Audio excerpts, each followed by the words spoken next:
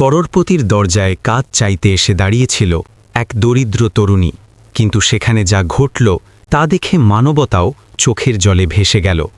দোস্ত, এটি এক অসাধারণ সত্যি ঘটনা বেঙ্গালুরু শহরের, যেখানে এই শহরেরই এক নির্জন কোণে বাস করত এক তরুণী, যার নাম ছিল প্রিয়া, যার পোশাক ছিল একেবারে সাধারণ, কিন্তু তার অন্তরে ছিল এক অদ্ভুত শক্তি ও দায়িত্ববোধের অসাধারণ সমন্বয়। কারণ জীবন তাকে খুব অল্প বয়সেই শিখিয়ে দিয়েছিল যে কান্না করে পেট ভরে না, মেহনত করতেই হয়। প্রিয়ার প্রথম দিনগুলো কোনো গল্পের মতো মধুর ছিল না। তার বাবা ছিলেন একজন সাধারণ শ্রমিক, যিনি প্রতিদিন কাজ করে যা আয় করতেন তাতেই সংসার চলত। কিন্তু একদিন হঠাৎ করে অসুস্থতা তাকে কেড়ে নিল, আর তারপর থেকে ঘরের সমস্ত দায়িত্ব এসে পড়ল তার মা ও তার ওপর। মায়ের শরীরও ধীরে ধীরে দুর্বল হয়ে পড়ছিল, কারণ তিনি স্বামীর চলে যাওয়ার শোক সামলাতে পারেননি, আর এই গভীর শোকই তাকে ভেতর থেকে সম্পূর্ণ ভেঙে দিয়েছিল। কিন্তু প্রিয়া কখনো হার মানেনি। সে দৃঢ় প্রতিজ্ঞ হয়ে গিয়েছিল যে যত কঠিনই হোক সে তার মাকে সব সময় সামলে রাখবে। কখনো কখনো তার বড় ভাইয়ের কথা মনে পড়ে যেত, যিনি একসময় প্রতিশ্রুতি দিয়েছিলেন যে তিনি সবাইকে নিয়ে শহরে চলে যাবেন। কিন্তু যখন তিনি নিজের স্বার্থে জমি বিক্রি করে শহরে চলে এলেন, তখন তিনি তার মা ও বোনকে পিছনে ফেলে রেখে চলে গেলেন, আর তারপর থেকে কখনো ফিরেও তাকালেন না। আর যখন প্রিয়া ও তার মা তাকে খুঁজতে খুঁজতে তার কাছে পৌঁছালেন, তখন তিনি স্পষ্ট ভাষায় জানিয়ে দিলেন যে এখন তাদের জন্য তার জীবনে কোনো স্থান নেই। সেদিন প্রিয়া প্রথমবার অনুভব করল যে নিজের আপনজনও কখনো কখনো সম্পূর্ণ পর হয়ে যায়। সেই ঘটনার পর প্রিয়া তার মায়ের হাত শক্ত করে ধরে আবার সেই ছোট্ট ঘরে ফিরে এলো, যেখানে তাদের জীবন কোনো রকমে চলছিল। মা সারাদিন চুপচাপ থাকতেন, আর প্রিয়া ঘরে ঘরে গিয়ে কাজ করতে শুরু করল। সকাল থেকে সন্ধ্যা পর্যন্ত সে অন্যের বাসন মাজত, ঝাড়ু পোছা করত, আর বিনিময়ে যে অর্থ পেত তা দিয়ে তার মায়ের ওষুধ ও খাবারের ব্যবস্থা করত। কিন্তু প্রতিটি দিন তার জন্য এক নতুন চ্যালেঞ্জ নিয়ে আসত। এই সময় তার পরিচয় হলো এক মহিলার সঙ্গে, যার নাম ছিল সুমিত্রা। তিনি নিজেও ঘরে ঘরে কাজ করতেন এবং অন্যদের জন্য কাজের সুযোগ জোগাড় করে দিতেন। প্রিয়া তার কাছে সাহায্য প্রার্থনা করল। সুমিত্রা তাকে আশ্বস্ত করলেন যে তিনি খুব শীঘ্রই তাকে একটি ভালো কাজের ব্যবস্থা করে দেবেন। আর প্রিয়ার কাছে এটাই হয়ে উঠল আশার একটি ছোট্ট আলোকবর্তিকা। কয়েকদিনের মধ্যেই সুমিত্রার হাতে এলো একটি বড় সুযোগ। একজন ধনী ব্যক্তির বাড়িতে একজন বিশ্বস্ত গৃহকর্মী প্রয়োজন ছিল। সেই ব্যক্তি শহরের এক অভিজাত এলাকায় থাকতেন এবং তার নাম ছিল রাহুল। তিনি একা তার বিশাল বাড়িতে বাস করতেন। তার কাছে অর্থের কোনো অভাব ছিল না, কিন্তু তার পাশে থাকার মতো কেউ ছিল না, আর কাজের চাপে তিনি বাড়ি সামলাতে পারছিলেন না। সুমিত্রা তখনই প্রিয়াকে এই সুযোগটি দিলেন এবং বললেন যদি সে এই কাজটি নিষ্ঠার সঙ্গে করে তাহলে তার জীবন অনেকটা সহজ হয়ে যেতে পারে। প্রিয়া বিনা দ্বিধায় রাজি হয়ে গেল, কারণ তার সামনে আর কোনো বিকল্প ছিল না। আর পরের দিন সকালেই সে সেই বিশাল বাড়ির দরজায় এসে দাঁড়ালো, যেখান থেকে তার জীবন এক নতুন মোড় নিতে চলেছিল। সে ধীরে ধীরে দরজায় টোকা দিল। ভেতর থেকে পায়ের শব্দ ভেসে এলো এবং কয়েক সেকেন্ডের মধ্যেই দরজা খুলে গেল। সামনে দাঁড়িয়েছিলেন রাহুল, লম্বা, শান্ত এবং সামান্য ক্লান্ত চেহারা নিয়ে।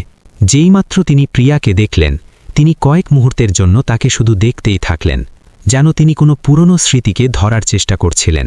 কিন্তু তিনি বুঝতে পারছিলেন না যে এই তরুণীকে তিনি আগে কোথায় দেখেছেন। অপরদিকে প্রিয়া যেইমাত্র রাহুলকে দেখল, তার মুখের রং পাল্টে গেল। তার চোখে এক মুহূর্তের জন্য ভয়, বিস্ময় এবং চেনার এক ঝলক স্পষ্ট ফুটে উঠল।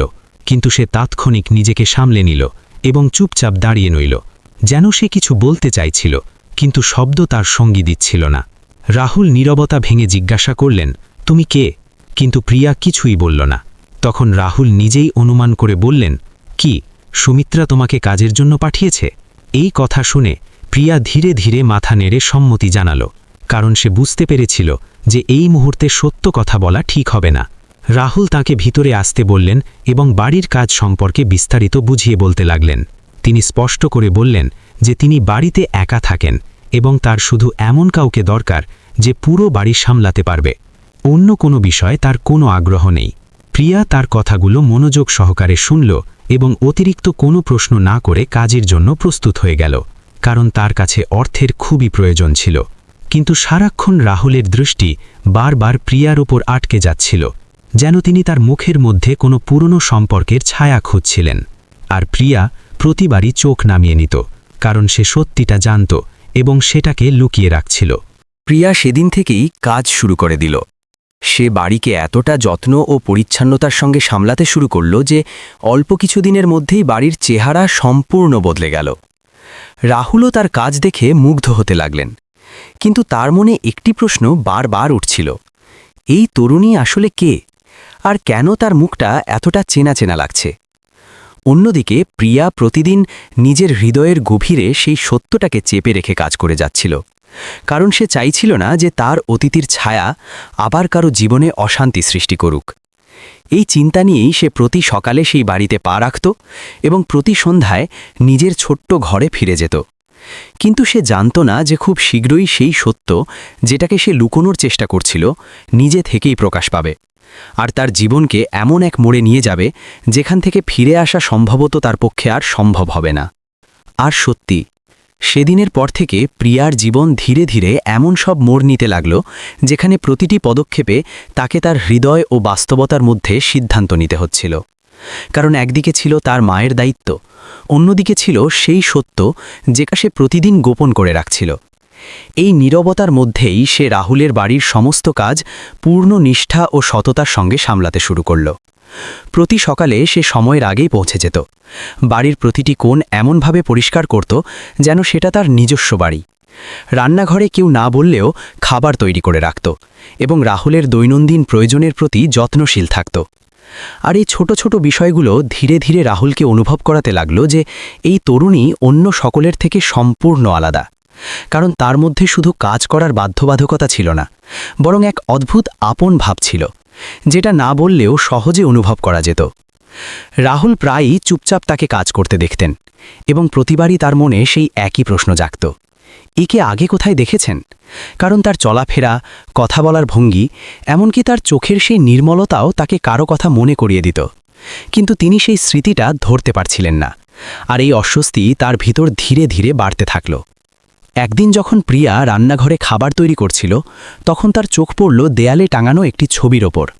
সেই ছবিটি দেখামাত্র তার হাত হঠাৎ করে থেমে গেল, তার চোখ ভিজে উঠল, কারণ সেই ছবি আর কারো নয়, বরং তার শৈশবের সবচেয়ে ঘনিষ্ঠ বন্ধু অনন্যার, যে এখন এই পৃথিবীতে নেই, আর সেই অনন্যাই যার বিয়ে হয়েছিল রাহুলের সঙ্গে। সেই মুহূর্তে প্রিয়ার ভিতর যেন এক ঝড় বয়ে গেল। তার মনে পড়ে গেল গ্রামের সেই দিনগুলো, যখন সে ও অনন্যা একসঙ্গে স্কুলে যেত, হাসত, খেলত এবং একে অপরের সব গোপন কথা জানত। তারপর সেই দিন যেদিন অনন্যার বিয়ে হয়েছিল এবং প্রিয়া হাসি মুখে তাকে বিদায় দিয়েছিল। কিন্তু সে কখনো ভাবেনি যে একদিন সে সেই অনন্যার বাড়িতে একজন গৃহকর্মী হয়ে দাঁড়িয়ে থাকবে। সে তাৎক্ষণিক চোখের জল মুছে ফেলল এবং আবার কাজে মনোনিবেশ করল, কারণ সে জানত যদি সে তার অনুভূতিগুলো প্রকাশ করে ফেলে তাহলে সবকিছু বদলে যাবে, আর সে এখনও সেই পরিস্থিতির জন্য প্রস্তুত ছিল না। দিন যেতে লাগল এবং প্রিয়ার অক্লান্ত পরিশ্রম ও সততা রাহুলের হৃদয়ে এক বিশেষ স্থান করে নিল। এখন সে শুধু একজন কাজের লোক ছিল না, বরং এমন এক সহায়ক হয়ে উঠেছিল যে না বলেই তার জীবনকে অনেক সহজ করে তুলছিল। আর সম্ভবত এই কারণেই একদিন রাহুল তাকে বললেন যে যদি সে চায় তাহলে শুধুমাত্র তার বাড়িতেই কাজ করবে, অন্য কোনো বাড়িতে কাজ করার প্রয়োজন নেই, আর যত অর্থ সে অন্য জায়গা থেকে উপার্জন করত তার সম্পূর্ণ অংশ তিনি তাকে একাই দিয়ে দেবেন। প্রিয়া কয়েক মুহূর্ত চুপ করে রইল, কারণ এই সিদ্ধান্ত নেওয়া সহজ ছিল না। কিন্তু তার মায়ের চিকিৎসা ও নিজের বাধ্যবাধকতার কথা ভেবে সে এই প্রস্তাব গ্রহণ করে নিল। আর এখন তার পুরো দিন রাহুলের বাড়িতেই কাটতে লাগল। সকাল থেকে সন্ধ্যা পর্যন্ত সে সেখানে থাকত, কাজ করত এবং রাতেই তার মায়ের কাছে ফিরে যেত। কিন্তু যেখানে একদিকে সবকিছু কিছুটা স্থিতিশীল হচ্ছিল, সেখানে অন্যদিকে সমাজের দৃষ্টিও ধীরে ধীরে এই পরিবর্তন লক্ষ্য করতে শুরু করেছিল। আশেপাশের মানুষজন ফিসফিস করতে শুরু করেছিল, নানা রকম কথা ছড়াতে শুরু করেছিল, আর সেই কথাগুলোতে সত্যির চেয়ে অনেক বেশি ছিল সন্দেহ ও ভুল বোঝাবুঝি। আর এই কথাগুলোই একদিন প্রিয়ার কানেও পৌঁছে গেল। যখন সে শুনল যে লোকেরা তার আর রাহুলের সম্পর্কে নানা খারাপ কথা বলাবলি করছে, তখন তার হৃদয় গভীরভাবে আহত হল, কারণ সে জানত যে সে কখনো নিজের মর্যাদা ও সততার সঙ্গে কোনো আপোষ করেনি। আর সে এটাও বুঝতে পেরেছিল যে যদি এই কথাগুলো আরও ছড়াতে থাকে তাহলে সবচেয়ে বেশি ক্ষতি হবে রাহুলের সম্মানের, যিনি ইতিমধ্যে জীবনে অনেক কিছু হারিয়েছেন। এই চিন্তাই তাকে ভিতর থেকে ভেঙে দিল। আর সেই রাতেই সে সিদ্ধান্ত নিয়ে ফেলল যে সে আর রাহুলের বাড়িতে কাজ করতে যাবে না। যতই কষ্ট হোক না কেন, সে কারো বদনামের কারণ হবে না। পরের সকালে সে গেল না, তারপর থেকেও আর গেল না। সে নিজেকে অন্য বাড়ির কাজে ব্যস্ত করে তুলল এবং চেষ্টা করতে লাগলো যাতে সে সেই জায়গা ও সেই স্মৃতি থেকে দূরে সরে যেতে পারে। কিন্তু হৃদয়ের কোথাও একটা শূন্যতা রয়ে গিয়েছিল, কারণ সে জানত যে সে একটা ভালো জায়গা এবং একজন ভালো মানুষকে নিজের থেকে দূরে সরিয়ে দিয়েছে। অপরদিকে যখন রাহুল টানা 2-3 দিন প্রিয়াকে দেখতে পেলেন না, তখন তার অস্বস্তি বাড়তে লাগল। প্রথমে তিনি ভাবলেন হয়তো সে অসুস্থ হয়ে পড়েছে বা কোনো জরুরি কাজে আটকে গেছে, কিন্তু যখন সে একনাগাড়ে আসা বন্ধ করে দিল তখন তার মনে হলো ব্যাপারটা অন্য কিছু, আর এই অস্বস্তিই তাকে সত্য জানার জন্য বাধ্য করল। তারপর তিনি যে সিদ্ধান্ত নিলেন সেটা হয়তো তার জীবনের দিক বদলে দেওয়ার মতো ছিল, কারণ এখন এটা শুধু একজন গৃহকর্মীর না আসার বিষয় ছিল না, বরং তার মনে এক অদ্ভুত অস্বস্তি ছিল যেটা তাকে বারবার প্রিয়ার কথা ভাবতে বাধ্য করছিল। সেই অস্বস্তির মধ্যেই তিনি সুমিত্রার কাছ থেকে প্রিয়ার ঠিকানা সংগ্রহ করলেন এবং বিনা দেরিতে সোজা তার বাড়ির উদ্দেশ্যে রওনা দিলেন। শহরের ঝলমলে আলো থেকে দূরে যেইমাত্র তার গাড়ি সেই সরু গলিতে প্রবেশ করল, তখন চারপাশের পরিবেশ একেবারে ভিন্ন ছিল। ছোট ছোট ঘর, সংকীর্ণ গলিপথ এবং সর্বত্র সংগ্রামের ছাপ স্পষ্টভাবে দেখা যাচ্ছিল। আর এই সময় তিনি একটি ছোট জীর্ণ দরজার সামনে এসে থামলেন, যেখান থেকে হালকা ওষুধের গন্ধ বাইরে পর্যন্ত ছড়িয়ে পড়ছিল। এটা দেখেই তার মনে এক অদ্ভুত ভয় ও প্রশ্ন দুটোই জেগে উঠল। তিনি ধীরে ধীরে দরজায় টোকা দিলেন। ভিতর থেকে কিছু আওয়াজ ভেসে এলো এবং তারপর দরজা খুলে গেল। সামনে দাঁড়িয়েছিল প্রিয়া, কিন্তু আজ তার মুখ আগের মতো শান্ত ছিল না। তাতে ক্লান্তি, উদ্বেগ এবং লুকানো যন্ত্রণার গভীর ছায়া স্পষ্ট ফুটে উঠছিল। আর যেইমাত্র তার দৃষ্টি রাহুলের উপর পড়ল, সে এক মুহূর্তের জন্য চমকে উঠল, যেন তার ধারণাই ছিল না যে তিনি এত দূর চলে আসবেন। প্রিয়া তাৎক্ষণিক নিজেকে সামলে নিল এবং দরজার সামনে দাঁড়িয়ে গেল, যেন সে তার ছোট্ট জগৎটাকে কারো কাছ থেকে রক্ষা করার চেষ্টা করছিল। কিন্তু রাহুলের দৃষ্টি তার পিছনে ভিতরের দিকে চলে গেল, যেখানে একটি বিছানায় তার মা দুর্বল অবস্থায় শুয়েছিলেন এবং প্রিয়া তার পাশে বসে তার দেখভাল করছিল। এই দৃশ্য দেখে রাহুলের মনে হঠাৎ করে এক গভীর অনুভূতি জেগে উঠল যে প্রিয়া কী কঠিন পরিস্থিতির মধ্য দিয়ে যাচ্ছে। তিনি ধীরে ধীরে ভিতরে প্রবেশ করলেন এবং প্রিয়াকে জিজ্ঞাসা করলেন যে সে কাজে কেন আসছে না। তখন প্রিয়া চোখ নামিয়ে শুধু এটুকুই বলল যে সে চায় না তার কারণে কারো বদনাম হোক।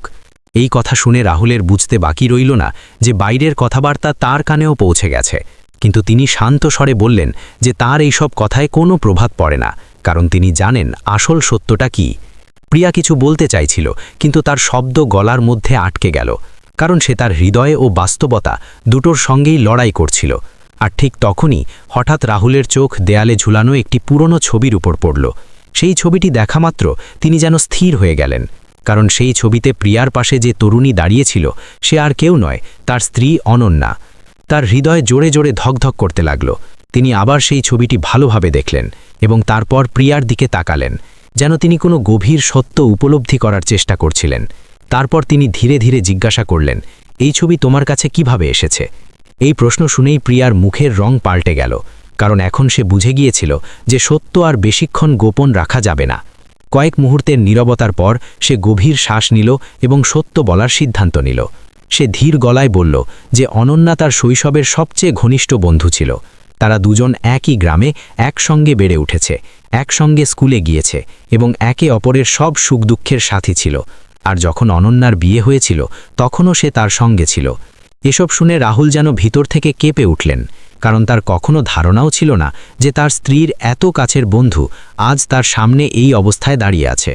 তিনি জিজ্ঞাসা করলেন প্রিয়া এই কথা আগে কেন বলেনি। তখন প্রিয়ার চোখ বেয়ে অশ্রু গড়িয়ে পড়তে লাগল। সে বলল যে সে তার পুরনো ক্ষতগুলো আবার নতুন করে খুঁচিয়ে তুলতে চায়নি, কারণ সে জানত যে অনন্যা তার কাছে কতটা গুরুত্বপূর্ণ ছিল। সে নিজের জীবনের সমস্ত সত্যও খুলে বলল, বাবার চলে যাওয়ার দুঃখ, ভাইয়ের বিশ্বাসঘাতকতা, মায়ের অসুস্থতা এবং এটাও যে কিভাবে সে বাধ্য হয়ে ঘরে ঘরে কাজ করে বেড়াচ্ছে। এসব শুনতে শুনতে রাহুলের চোখও সিক্ত হয়ে উঠল, কারণ প্রথমবার তার মনে হলো যে প্রিয়া শুধু একজন গৃহকর্মী নয়, বরং একজন অত্যন্ত মজবুত ও সত্যিকারের হৃদয়ের অধিকারী মানুষ। কিছুক্ষণ সেখানে নীরবতা বিরাজ করল। তারপর রাহুল ধীরে ধীরে বললেন যে এখন তার আর সংগ্রাম করার প্রয়োজন নেই, কারণ এখন সে একা নয়।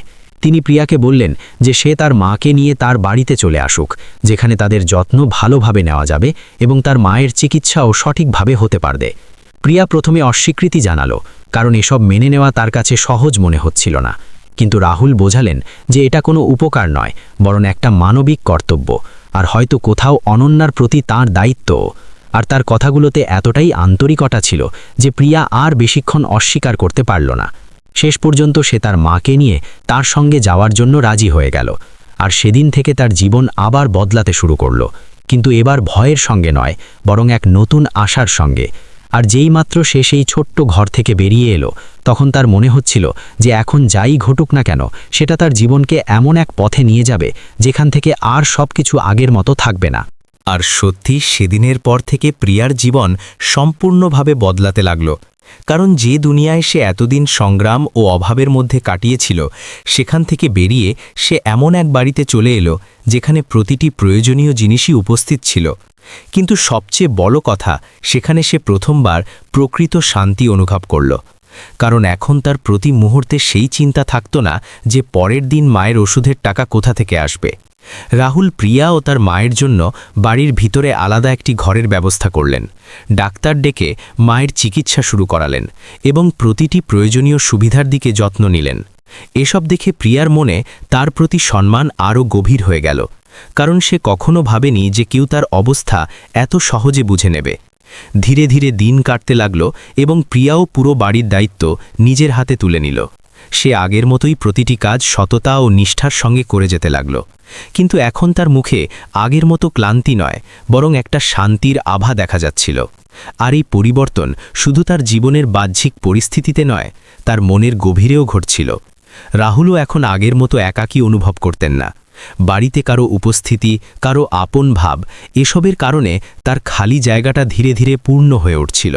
আর প্রিয়ার সরলতা, তার খেয়াল রাখার ধরন এবং তার সততা তার হৃদয়ে এক অনন্য স্থান করে নিয়েছিল, যেটা তিনি নিজেও পুরোপুরি বুঝতে চেষ্টা করছিলেন।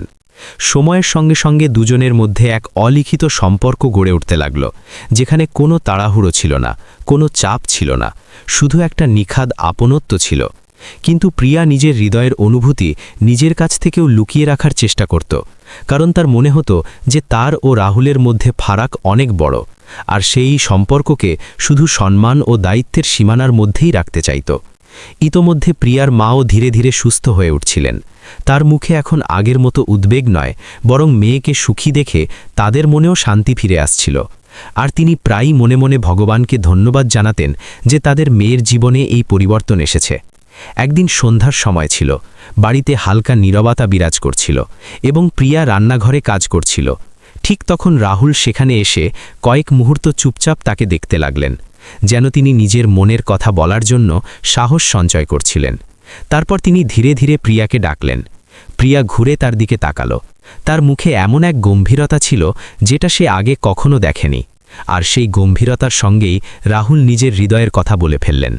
তিনি বললেন যে তিনি প্রিয়াকে শুধু একটা দায়িত্ব বা সহায়ক হিসেবে নয়, বরং নিজের জীবনসঙ্গী হিসেবে দেখেন, আর তিনি তার সঙ্গে বিয়ে করতে চান। এটা শুনে প্রিয়া একেবারে চমকে উঠল। সে কখনো ভাবেনি যে বিষয়টা এত দূরে গিয়ে যাবে। তার মনে অনেকগুলো প্রশ্ন উঠতে লাগল। সমাজ, লোকজন, তাদের মধ্যে ফারাক এবং সবচেয়ে বড় কথা তার নিজের ভয়। কিন্তু রাহুল তাকে বোঝালেন যে তার কাছে এসবের চেয়ে অনেক বেশি গুরুত্বপূর্ণ প্রিয়ার সত্যিকারের হৃদয় ও তার আচরণ। প্রিয়া কিছুক্ষণ চুপ করে রইল। তার চোখে জল ছিল, কিন্তু সেই অশ্রুর মধ্যে ভয়ের সঙ্গে সঙ্গে একটা আশার আলোও জ্বলছিল।